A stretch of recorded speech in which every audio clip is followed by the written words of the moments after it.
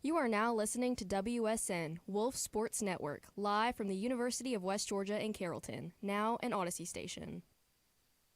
It's season 4 of Sports Out of Pocket. But to be the man, you gotta beat the man, and I'm saying, woo, right here. That's a W. How many of you want to eat a W tonight? We bring you the craziest controversies. What is crazy is like the $4.5 million out of Shohei's pocket is maybe like $100, maybe like $50 to us. Fire me up. And I have to go at this Braves offense for not doing a thing in October for the second year in a row. Twin picks. A lot of quarterbacks can do that. So 9 interceptions is getting it to Two your straight. receiver. And interviews you don't want to miss. This is the Philly Sports Guy, and you're listening to Sports Out of Pocket. This is former MLB All-Star Justin Masterson. Hey, yo, what up? My name is Josh Martinez from Z100 New York. Sports Out of Pocket is back and better than ever. Let's go!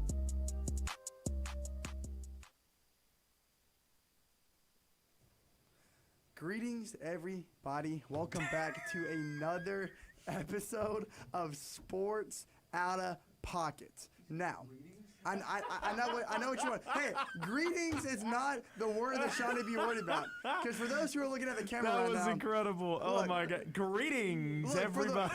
Listen, for the guys that are just now tuning in, they're looking at a guy with blue hair and probably asking a lot of questions. This guy's not on this planet. But guys, don't worry, because if you look at my sweater and you don't know West Georgia basketball, we are headed down to Atlanta, Georgia at 7:30. Literally, as soon as this show ends, we will be headed straight to the Georgia Tech basketball stadium, where the West Georgia Wolves will be taking on the Georgia Tech Yellow Jackets. Andrew, I just wanted to know, how's Papa Smurf doing? Papa Smurf had a rough night last night, so I had to take his place. But first of all, guys, how are we doing today? It's been a busy week. Listen, man, I'm like, it was a. Like, obviously what was going on, so like I'm a little tired. I was up late last night, so I'm still trying to wake up. I'm still trying to get energized, but I don't know. Sports Out of Pocket. I mean, we were gonna get into some sports conversations, and that should wake me up. That should get me excited. Falcons won this past Sunday. Let's go Against the Cowgirls. And speaking of NFL football, we gotta get into some controversy. I'm just here so I won't get fined. We're in here talking about practice. It's time for the latest sports controversies.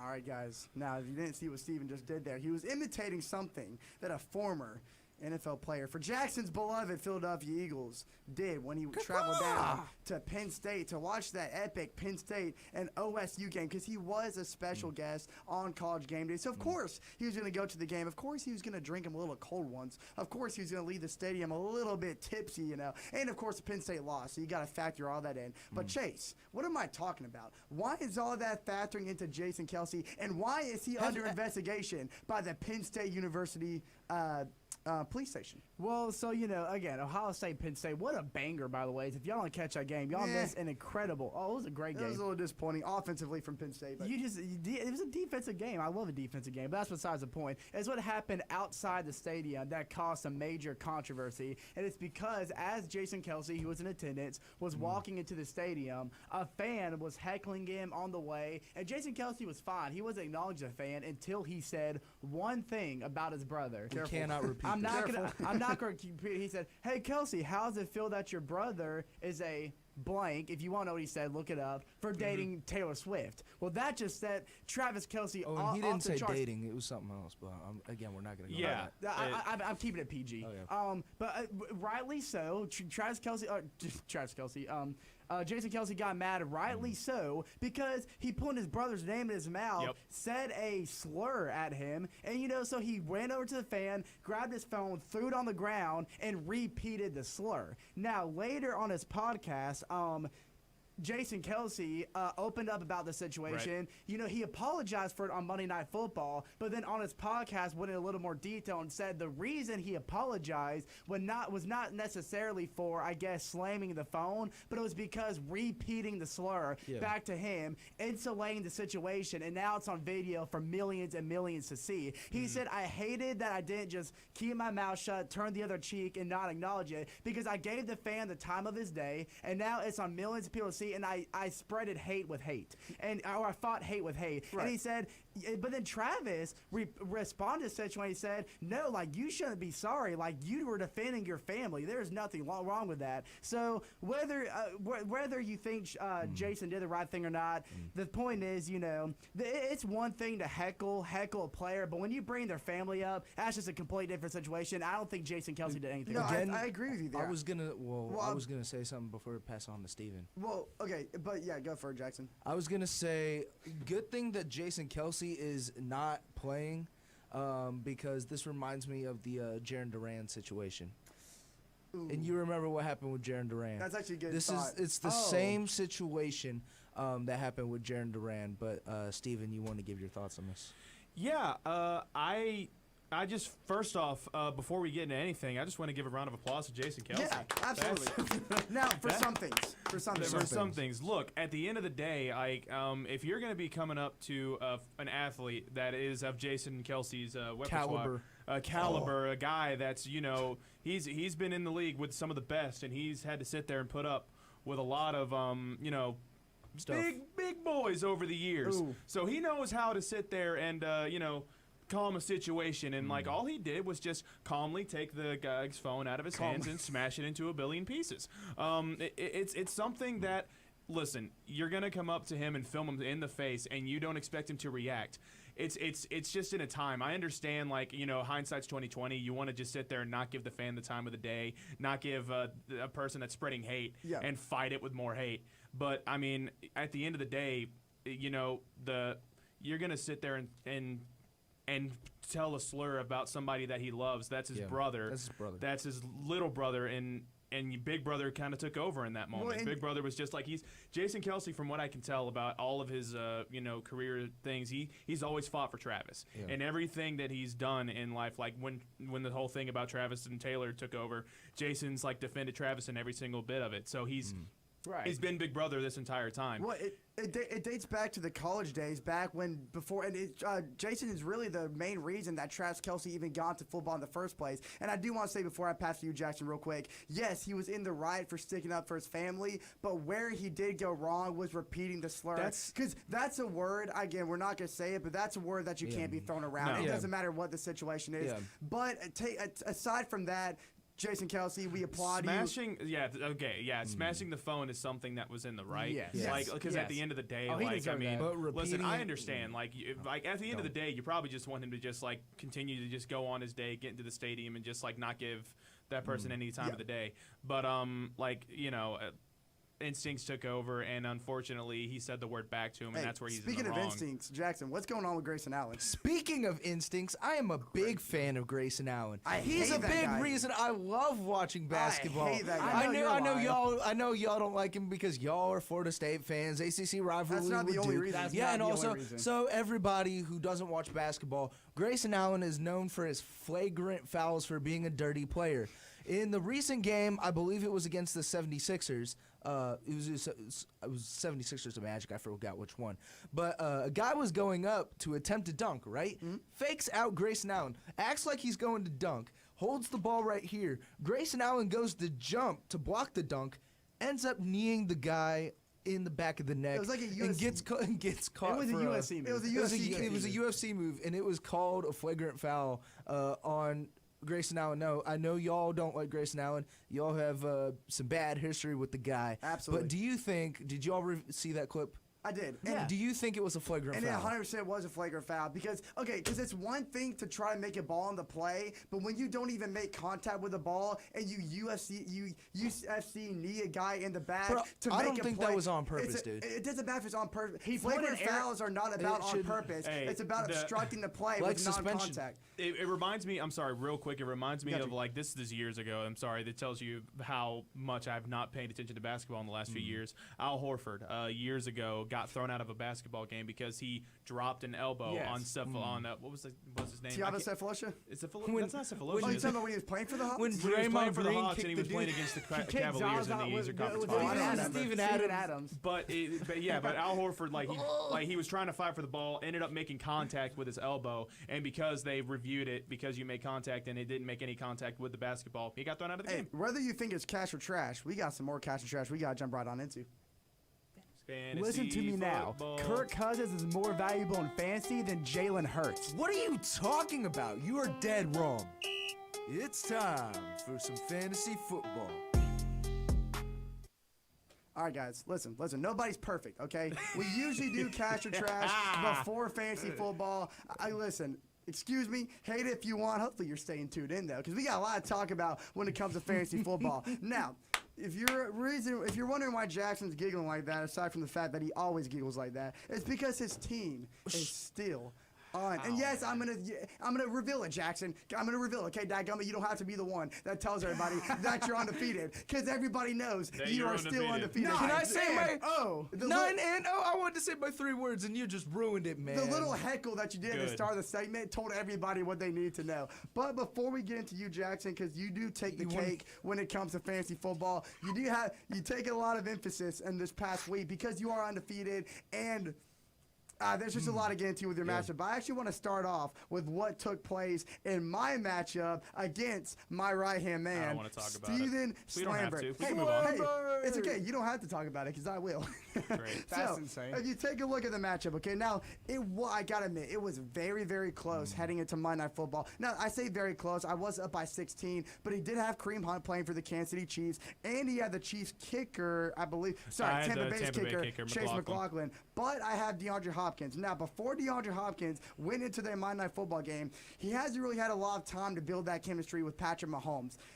4.9 points was his recent performance against Las Vegas, a team that Kansas City routed, but DeAndre Hopkins was not heavily involved in. So you take a look at the game Monday night against Tampa Bay. Yes, the game went into overtime, but DeAndre Hopkins found himself in the end zone not once, not twice. And if you ask me, that is very, very, very Mahomey.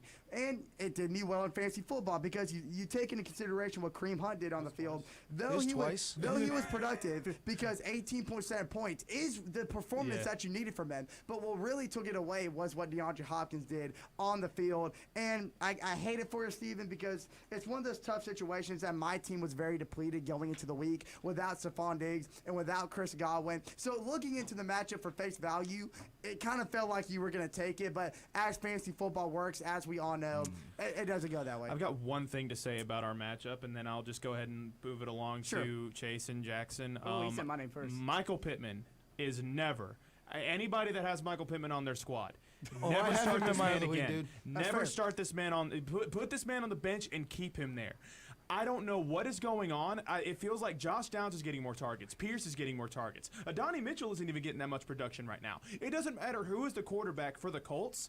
It's just nothing's happening for the receivers, unless you're Downs. Downs is getting all the receptions for this squad, and Michael Pittman, like the only times that he was getting the pass thrown to him, because I watched it live, was when he was in double coverage. He had no chance of catching the football. And Flacco played a horrible game. Yeah. I was on Sports Pack last Monday talking about how the Colts are a much better team with Flacco on the field. Well, I was wrong. He was dead wrong. He was also my lottery pick. The next week, every Colts fans are calling for Anthony Richardson to get back on the field because you cannot afford to have Flacco play the rest of this season. If the Colts want to have any shot at making the playoffs, it's not going to happen with Flacco. I love him. I think he's a great player, but he's just not it right now. Jackson, I'm going to make this quick so you can do your rant. Me and Christian Tyler, who's running TriCaster, y'all see him a little bit. We had our matchup last week. I don't have much to say. He beat me 120-110. It came down to Amon-Ra just dropping 18 points. Devontae Adams got 22, and my running backs, which is funny. I got Alexander Madison and Tanks Bigsby, both from Christian, and they gave me a combined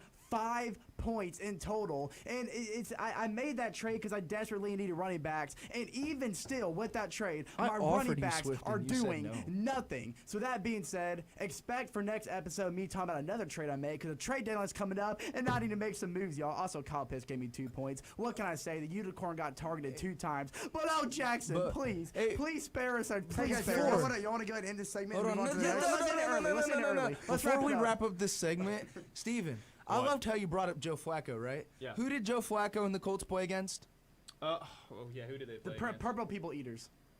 The Vikings. The Vikings. Sam Darnold. I had Sam Darnold and Jordan Addison combined me for a total of 35 points. I was going up against Jason Barker. I was supposed to lose by 17.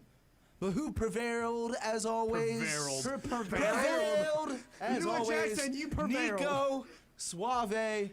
I'm 9-0. I face Richard this week, and we'll see what happens. Hey, are we gonna get the classic? I'm probably gonna lose this week. I'm not gonna lose because he has I have three a people lot on of bye. people not He playing. has he has 3 people on I bye. have He a has question. K9, does JSN, he? and Brock Yeah, Bowers. he's good. I have a question for you, Jackson. How did it feel? Because Jalen Hurts, your boy in Philadelphia, almost dropped a 30 bomb. Did that make you a little worried? Because I know being an Eagles fan, you got to watch and you got to pull for Hurts. yeah, but it kind of hurts. No pun intended. So, how did that feel? I mean, it was mixed emotions. You know, you got to pull for your team, but you also want to win a fantasy league.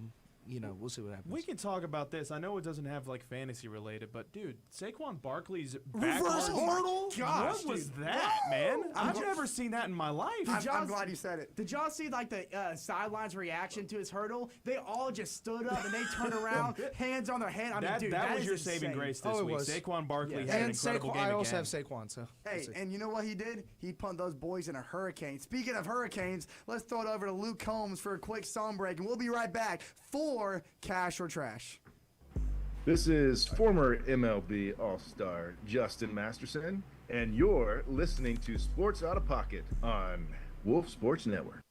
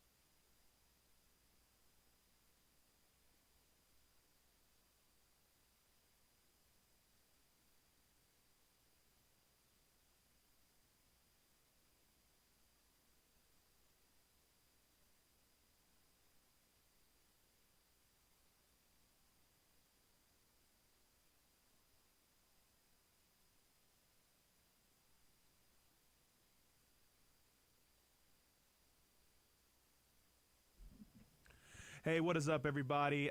Just wanted to remind you that we are a radio station first. So if you all are wanting to listen to music, that is going to be on wolfsportsnetwork.com. And it's some good music, man. It's Luke Combs' Hurricane, man. It's a good time. So if you want to listen to music, go over on wolfsportsnetwork.com. We will be right back. And we're going to be talking about some cash or trash and the game of the weekend. Hey, tune in for Fire Me Up.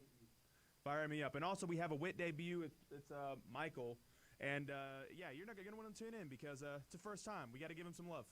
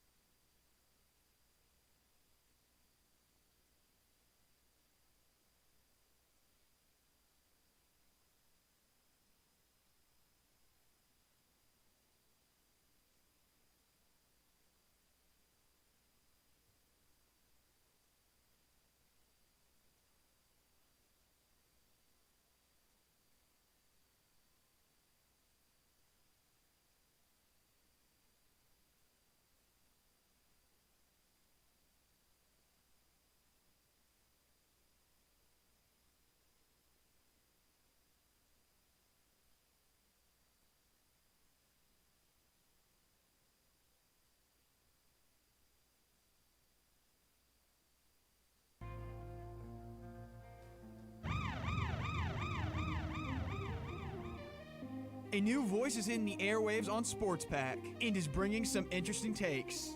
I don't think we need to trade anyone. Actually, hold on, let me back that up. I think we need to trade Trae Young. Keep those two guys one more year for Jared Stidham and O'Connell. The Denver Broncos select Bo Nix. Bo Nix, starting quarterback for the Denver Broncos. Look, it didn't work out, but you can tune in Mondays and Thursdays from 6 to 7 on Wolf Sports Network. Here comes the money. Here we go. Money talk. Here comes the money. It's Sports Out of Pocket, cash or trash.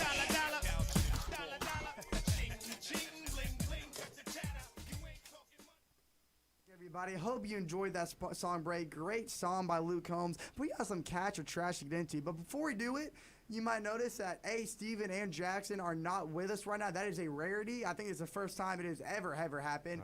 I got my right-hand man, Christian, and then we got a Wit with us making his debut on Out of Pocket. Just trying to get some on-air experience. Michael, if you want to introduce yourself real quick. Guys, Michael, I'm Wit here, and I'm excited to be on here. All right. So we'll hear what he has to say. But first, I'm gonna kick things off, okay? Because we were talking about football. I want to stay on football real quick because the Atlanta Falcons this past Sunday took down the Dallas Cowgirls, dropping them to 2 games under 500. Something that Mike McCarthy and Jerry Jones Hart can't take anymore because things are getting ugly and things are getting ugly fast. Now, my cash or trash. I'm gonna give a little quick explanation defending my part, and then I want to hear y'all's part. Okay. But my cash or trash is that the Dallas Cowboys struggles are a reflection of the coaching staff and not Dak Prescott. So Mike McCarthy over Dak Prescott when it comes to their struggles. Now, here's my reasoning for it. The Dallas Cowgirls coaching concerns under Mike McCarthy have become increasingly difficult to overlook. Because as the team struggles with outdated and imaginative offensive strategies, McCarthy's game plan relies way too heavily on a traditional run-first approach that fails to execute efficiently, while the lack of pre-snap motion and a predictable offensive scheme limits the potential of explosive players like CeeDee Lamb and Kevontae Turpin. And we see this, I feel like his mind is stuck in 2017, back when they had the dominant back of Ezekiel Elliott, because with that offensive scheme, sure, it worked, because you had a dominant guy like Elliott in his prime, and then good wideouts that you could throw it to when you were going to shy away from the run. But they don't have a run game anymore, and their offensive schemes are way too predictable, which is why the Falcons were able to jump on Prescott during those pass first plays, because they knew where the ball was going. So do y'all think that statement is cash or trash, and y'all can give your thoughts? I'm going to jump in real quick. So first things first, I actually think that is a cash. One of my cash or trashes, because I had thought of 2, but one of them was actually going to be, I don't think that the Cowboys' faults are on Dak Prescott. My man, so they're not. I'm right there with you. I do not think they are. The issue is, like you were saying, oh yeah, I got you, man. Dap you up right here, man. You know, Sports Out of Pocket, we're going to do what we're going to do. But the biggest thing is offensive line is not good. The run game, I mean, dude, we've got, a guy that's like 2 or 3 more years out of just being a guy that sits in the back of the buffet for a couple of hours. And then Rico Dowdle, but even if Rico Dowdle was decent, he's still not going to be great with that offensive line. And then when you have a bad offensive line, then you use things like pre-snap motion, tight ends blocking. But Mike McCarthy's out there like he's playing Madden, and he wants to run 2 or 3 plays, and he's getting picked off, and the offense is just not rolling properly. So I 100% agree with you, and I think it's a cash. And you saw him throw down the iPad on that 4th down play that failed really bad because of a terrible pre-snap motion that made it way too predictable that the ball was going to Dowdle on a counter run, so the Falcons were able to jump on it. But Michael, I want to hear your thoughts. Do you think the faults for the Cowboys is on Prescott, or are you looking at Mike McCarthy? I think it's more McCarthy, but I'll say this about Dak. I think he's a very good quarterback, but I don't think you can lean on him to win you games. Yeah. Okay. I don't think he's good enough to do that. Okay. And I think you're seeing that now. They have no run game at all. Their defense isn't good this year either. They can't stop the run at all. Right. I think Dak is very good, and he's doing his best on there. But you look at these Cowboys teams the last couple of years, they're very complete. Yes. Especially when Ezekiel Elliott was there playing as well as he was.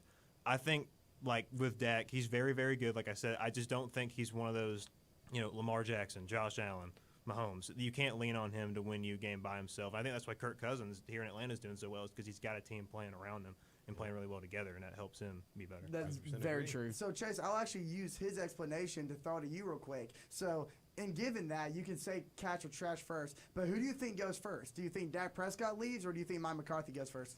I mean, the way the Cowboys are playing right now, if they are not careful, Mike McCarthy won't last through the season. So you're saying it's a cash? I'm saying it's a cash, absolutely. And I was watching I was watching Good Morning America. Is that what it is? Not Morning GMA. Football? Not Good Morning. Not Good Morning America. They're talking about They something don't talk else. about this on Good Morning America. No. Good Morning Football, and they're actually breaking down the Cowboys' performances this year, and they're trying to figure out why Mike McCarthy is not working in Dallas. And they're looking at multiple games this year, and it was the same mistakes over and over again. And something that Mike McCarthy, he's supposed to be an offensive genius, which he was. I would say he was, but especially this year, they've proved he's not good at reading the defense. He does not know how to match up against a defensive scheme. And like you said, Christian, the O-line is terrible. When you let the Falcons sack you twice in back-to-back plays, that's how you know your O-line is bad, because we had the worst pass rush in the NFL. So Mike McCarthy, if he does not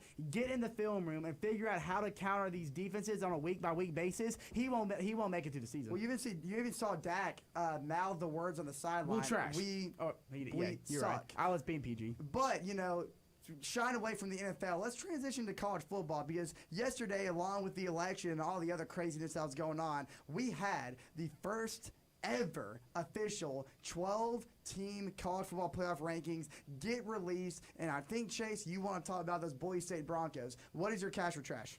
Mike, so if you saw Tuesday, I know it was election day, very busy day, but also going on, they released the first ever college football playoff rankings, and it's very similar. The only thing that's different is I believe Georgia's ahead of Ohio State in the AP poll, but Ohio State's ahead of Georgia in the playoff rankings. That's the only Army difference. dropped from 18 to 25. Well, I meant the top 12, like the playoff spots. It's literally the exact same other than Ohio State and Georgia. But if you notice, of course, Boise State is the best Group of 5 team right now, so they are currently number 12 in those rankings. So my cash or trash, you look at Boise State this year. Now, I know you want to say they haven't played legit competition, which might be true, but you look at that game on the road against number 1 Oregon Eugene, they lost by 3, and the only reason they won is because Oregon State pulled 2 incredible special team plays out of their booty cheeks, and then they destroyed Washington State on the road, who is now number 20. So they have beat a top 20 team at home, destroyed them, and then every other game that's not true competition, they have blown them out of the water except UNLV. But UNLV's a sneaky good team. So my cash or trash, is Boise State a legit contender? Do they have what it takes to actually compete for a national championship? Michael, let's throw to you first. I know I kind of threw you on the spot there. I don't think they can. I think. Wow. You broke my heart, man. I think it's just a one-man show. That's that's just my opinion on Boise State. I think G&T is absolutely ridiculous. But when you start to play higher level competition, if they were to play Oregon again, I don't think it'd be a similar game as it was in week 2. If they played Ohio State, Georgia, any of these big boy teams, I just don't think you can just give it to G&T, over and over and over again, expect them not to make adjustments and shut everything else down. I 100% agree, too. If you want to look at the beginning of the season talking about it, there was one game, and I'm sure you know which one I'm talking about, that you did leave off with Boise State, and that's when they almost lost, but it was a kind of close game in a shootout with Georgia Southern. And when we look at first that, game of the season, I mean, yeah, but it's one of those, think about if that was Georgia playing or Alabama playing, which I'm going to be honest with you, it's a little controversial, but Alabama's the only 2-loss team in the playoff. I'm just throwing it out there. They are. But of course it's about money, as you guys both know very well know, last Christian. year. As Trust me, you guys know. know very well. It's about money, and if they're going to pay, then, hey.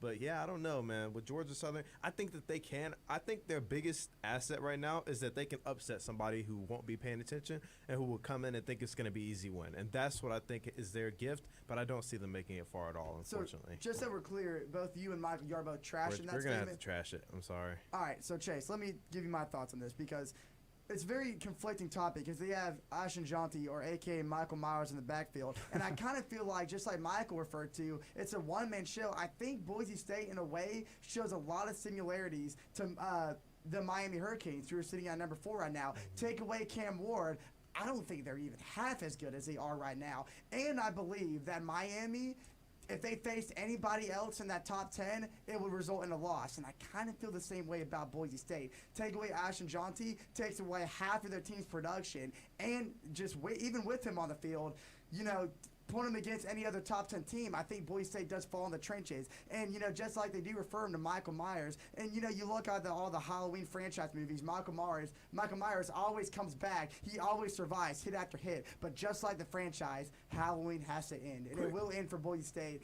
at some point. But speaking of all these great teams and all these great players, let's talk about some great games that we got coming up this weekend. Alvarez hits a high drive center field. Beerling's back. This game is turned upside down. It's time for the game of the week. Okay, so when we talked about cash or trash, everybody, Thing 1 went first. So I'm going to throw it off to Thing 2, Chase.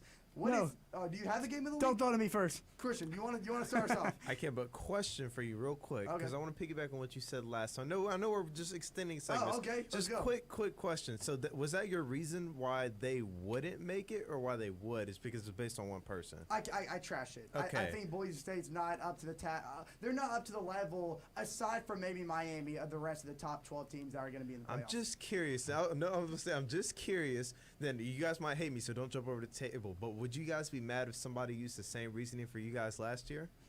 Well, Florida State wasn't a one-man show, though. We had all kinds of weapons. Yeah. Keon Coleman, Jordan Travis, Trey Benson in the backfield. That defense, man. Patrick Payton, that defense was scary. But it's kind of like they wrote you guys off. Jared Verse, don't forget about Jared Verse. It's a lot different. But Chase, I actually am going to throw to you first because I just saw your screen and you just reminded me of something. I know we're speaking to a very, very small demographic in the station, but if you have never watched soccer in the South, LA United is a very, very big deal. And LA United is in a play or win or go home match this Saturday against Messi's Inter Miami to advance out of that first round of the MLS playoffs. And whether or not you watch MLS or not, everybody is glued in to can Atlanta take down the greatest soccer player in the world. Chase, talk about that match. Well, I bet they can't guess what my game of the week is. LA United versus Inter Miami, everybody. Thanks for the introduction. I had a cool introduction in mind, but you kind of stole my thunder a little bit. But it's okay. I forgive you. But yes, like Andrew said, if you have not been paying to Atlanta United this year, let me just paint a little background for you. Atlanta United, heading into the season, had we're in the top 5 best odds to win the MLS Cup this year because we had Thiago Almada, we had Yurgo Yakimakis, who were 2 of the best goal scorers in the MLS. But with our head coach, it all fell through. Let's just say that the top offense that we were predicted to have, it just fell through. We had a lack of chemistry, a lack of ball movement. We were top. We've been top in the MLS on expected goals, which if you don't know what that means, it's how many goals you're predicted to have in a game. But we were towards the bottom in actual finishes, which means we had a lot of attacks going, but we couldn't finish, which means we couldn't score, which means we fell in the rankings. But then we fired our head coach, got Rob Valentino in the intern spot, and he has soared this team, snuck him in the playoffs, beat Montreal in the first round, lost to Miami in the game 1 of this best of 3 series in a close 2-1 finish, but then came home and beat Miami 2-1 in a packed, sold-out crowd in Mercedes-Benz Stadium, thanks to the extra stoppage time goal by Zonda Silva, who came in as a substitute. And because of that, this Saturday, LA United has a chance to go into Miami and to upset the best player in soccer history, Lionel Messi. Now, and that would take Atlanta United into the second round against either Orlando or Charlotte, who we will know the winner of that matchup very soon. But it's just a fact that Atlanta United was not supposed to be here, and because of how Rob Valentino has transferred this team with the transfers he brought in, Atlanta United has to do something that nobody thought Atlanta United could even do. Now, if you want to take into perspective just how rocking the Mercedes-Benz Stadium was this past Saturday, Lionel Messi, who spent most of his career in the Premier League, who to this day is known to have the most outrageous fans in the entire world. Yep. He even said that Atlanta atmosphere was one of the most intimidating places he's ever played. And this is the best soccer player in the world. Yes. Yep. But Michael, do you have a game that you want to highlight this weekend? I think for me, my best game would probably be Alabama LSU. Oh, what a matchup! Best one. And I think if Jalen Milroe is really healthy, which I don't know if he is. If you watch him play, it doesn't look to me like he's fully. I see. I know what you're talking about. If he is though, he's such a weapon with his legs, and you saw Marcel Reed tear LSU apart last week or 2 weeks ago on that.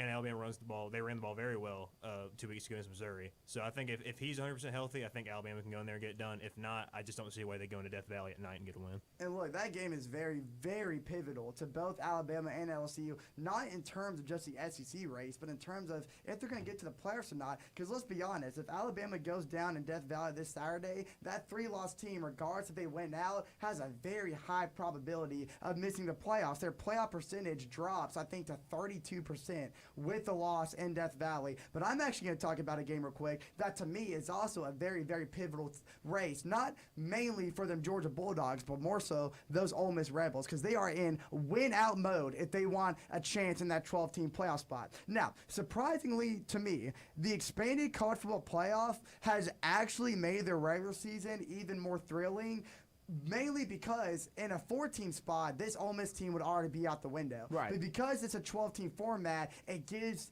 Jackson Dart and that Rebel team a chance. Now, despite 3 interceptions from Carson Beck in that past game in Jacksonville against the Florida Gators, Georgia did escape a very tough matchup against the Gators, 34-20. Which to me, you can take this however you want. If DJ Lagway's in that game, I think Florida upsets. That's just my personal opinion. I think DJ Lagway getting Carter off the field really took the air out of those Florida Gators. And trust me, I hate the Gators as a Florida State fan. That's how you know that's not a biased statement. But Kirby Smart's defense is still an elite unit. We've seen it every week. The Bulldogs allowed just 19.3 points and 4.7 yards per play in that game against Florida, and it was very crucial in them staying out of that upset. And then, of course, you look at Ole Miss. They've had a very, very up and down season. Losing early to Kentucky on their home turf, really taking a knock, early in the year, but they rebounded nicely. They really did. And then they had a game in Death Valley that they had slipped from their fingertips, and they had blown coverage in the secondary that lost that game in overtime. And Jackson Dart, he put on that Darth Vader mask during the press conference and said that Ole Miss, he recognizes Ole Miss has to win out. And to me, that makes them a dangerous team. Do they win though? I don't think so. It's going to be close. Christian, do you have a real big quick? Yes, my Packers unfortunately are on a bye week, but actually fortunate because Love needs to get healthy. But there is a rivalry game, and I'm sure you guys already know what I'm going to talk about. Atlanta versus the New Orleans Saints. Oh, that's you guys should win. But for whatever reason, those games are always good. They're always close. But I feel like Kirk's going to come. He's going to deliver. Bijan's going to be Bijan and run all over the place. And another quick one, the Eagles and the Cowboys, even though the Cowgirls aren't the best, they always seem to upset the Eagles and just come. If they don't play good for any other game, they play good against the Eagles. So we'll see. Now, before we go into our Fire Me Up segment, we're going to talk about how West Georgia's going to Atlanta to face those Yellow Jackets. We are indeed going to the thick of it. Speaking of thick of it, have you heard that KSI song? Whether you like it or not, you should go check it out on the Wolf Radio at Wolf Sports Network. As we go into a quick song break, we'll see you right back for Fire Me Up. Hey, yo, what up? My name is Josh Martinez from Z100 New York, and you're listening to my dudes from the Sports Out of Pocket on the Wolf Sports Network.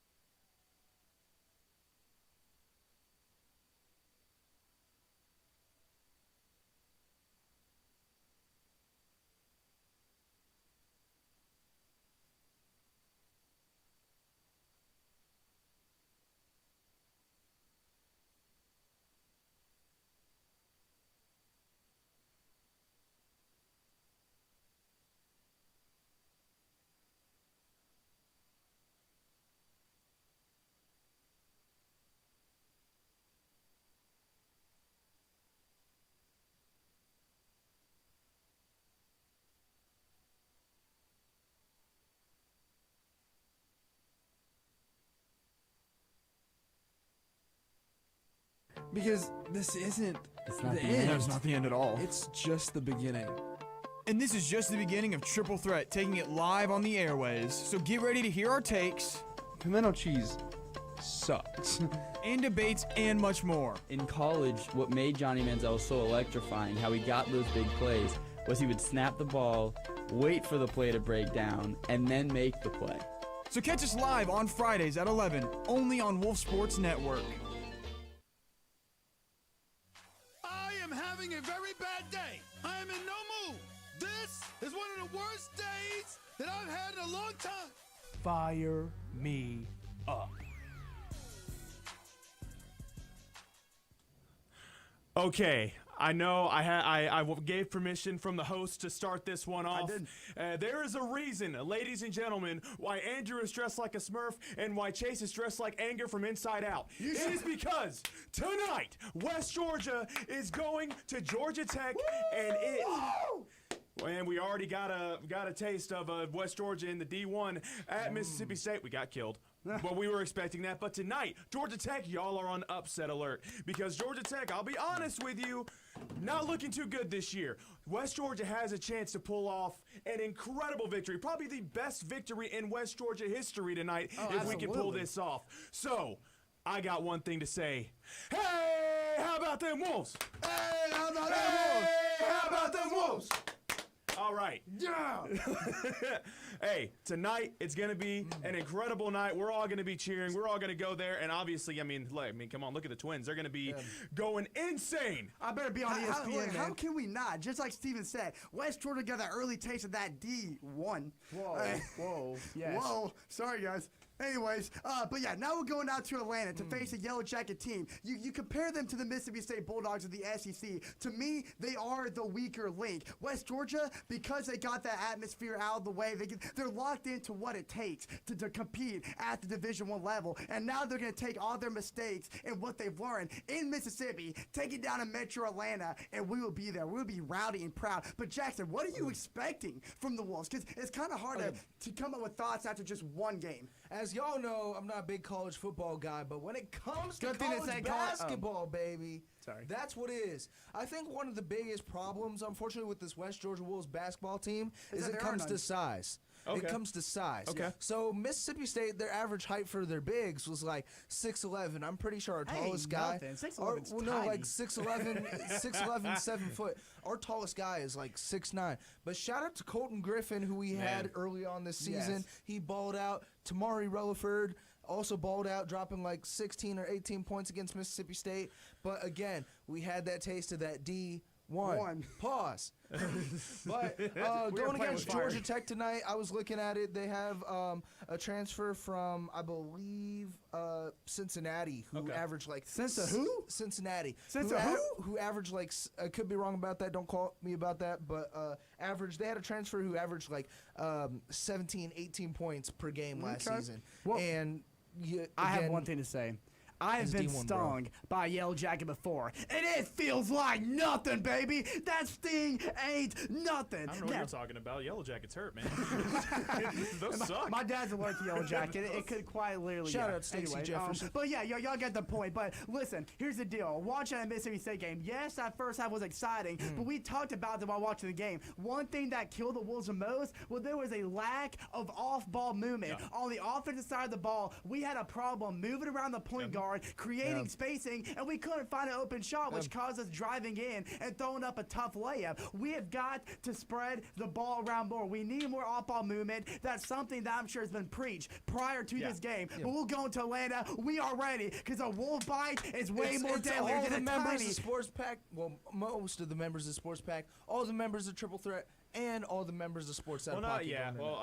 Two out of three members of Triple Threats going out. But okay, at the here's the thing. Like, you're exactly right. The off-ball movement was not great for the Wolves this past game against Mississippi State, and that's also what leads to what I believe is the biggest thing about this game: the three-point ball. West Georgia did not shoot the outside of the arc very well in this last game, and the off-ball movement helps that because every shot that they took outside of the arc was contested. Mississippi State had a plan with this West Georgia team. They just played zone a lot, and every shot that we felt like the Wolves were taking, it was contested. They were tough shots. shots. They weren't easy looks. Yep. So tonight, that's got to be a big thing for these Wolves if they want to pull out a victory, is the off-ball movement, getting players open, and making sure you're hitting them at the right time to take those easy shots. Now, how do you, go ahead. Well, I was going to say, again, it's all about team chemistry. When we spoke to Colton Griffin, y'all remember, we were D2 last season. This is a brand new team. We had a lot of new transfers come in, a lot of freshmen come in as well, and I think they played pretty well for their first D1 game. We saw how well they did.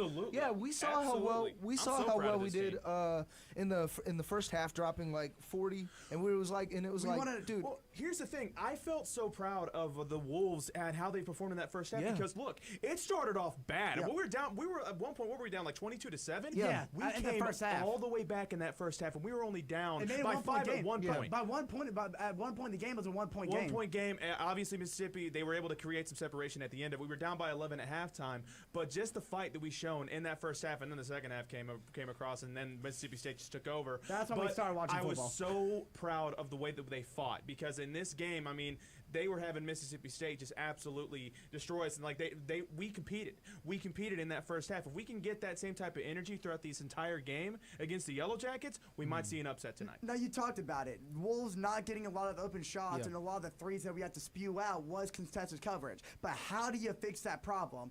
Off-ball movement. Chase even said it. West Georgia's players were standing around just waiting for something to happen. You got to get movement going around so you can split up the defense and create separation. That's where you find the passing lanes. That's where you get the ball movement. That's how you create open shots. Now, Jackson was alluding to these players, but just to give you the names in case you're watching on ESPN Plus and you want to know the players that Jackson were alluding to, it includes Nathan George, Bade the Dingo, I believe is how you say that, and Calco Reeves Jr. Those are the three guys.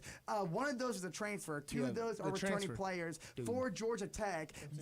So there's a lot, and there's a lot more chemistry on that Georgia Tech team than we see from West Georgia starting five because of all the seniors that we lost in that great West Georgia team we had last year. But that's not to say that this coaching staff does not have the Wolves grouped together in the way that they need to be, because Georgia Tech was ranked number 2 in the ACC in last season in assists per game. So you talk about a Yellow Jacket team that likes to move the ball around. This is the team to do it. So West Georgia, you can't go out there and sit around in zone defense. You have to get your players moving around, off the screen movement, whatever you can do to get to the ball carrier, so that way you can create disruption in Georgia Tech's fluidity, and you can create turnovers and get to the basket. That's what I want to see the Wolves do today. So I have one more thing to say, and then I'm just going to put everything at rest and let you guys take this over, because I know about Wolves Division I. In Game 1 of the football team, nobody thought we were going to beat Samford. That's right. And what happened?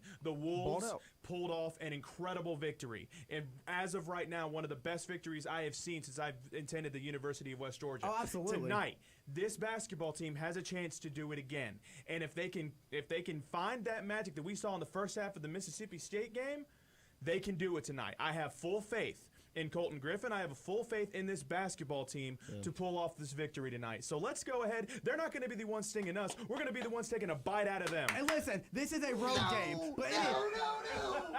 I had a line. And he stole my line. I was gonna say the Yellow Jackets are gonna try and sting us, but we're gonna make them bleed red and blue. Was better. Anyways, hey, this game's right down the road, fellas. Sorry. I want this to feel like a road game for the Yellow Jackets. We're gonna be loud. We're gonna be rowdy. To stay updated on our on-air accounts, we'll be posting all kinds of content. And on the Wolf Sports Network account as well. Yes. So what is he saying? If you're sitting on your couch like a couch potato expecting to watch the game from your TV, no, get up and buy those $8 tickets. Heck, buy those $32 tickets. Get to Atlanta, Georgia. Cheer on those Wolves. 7:30 p.m. 7:30 p.m. Thank you. But let's make history. But first, thank you so much for tuning in to us first before the Wolves take on the court. I want to thank Christian for coming in. I want to thank Michael the Wit for coming in, doing such a great job on air, and all the guys in the control room and all you guys that tuned in. Shout out to Zonnie Jackson, his debut. He New Mexico State. Colton Griffin, out New Mexico West State. Georgia Wolves. We're going to see you guys in a couple minutes. For me, Steven, Jackson, Chase, Michael, Christian, we will see you guys for episode 11 of Sports Out of Pocket.